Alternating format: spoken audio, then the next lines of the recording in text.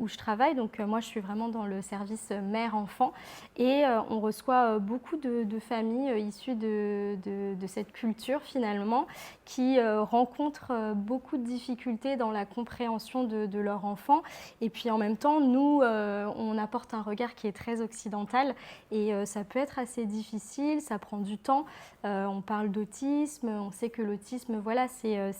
entre guillemets incurable et ça nécessite des soins assez importants, ça nécessite aussi parfois un statut de handicap qui peut être difficile à entendre pour les parents. Et puis la symptomatologie de l'autisme, elle est parfois assez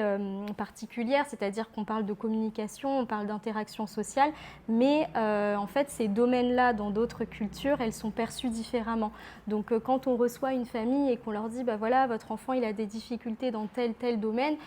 on a parfois des réponses qui sont assez, moi je trouve étonnantes, c'est-à-dire qu'ils nous disent bah oui mais et alors ça fait partie de sa personnalité, il est un petit peu introverti, c'est juste qu'il ne parle pas. Alors oui, c'est vrai, mais il y a aussi plus derrière, mais voilà, il y a à la fois l'aspect culturel, il y a à la fois la méconnaissance de certaines choses et puis cette temporalité entre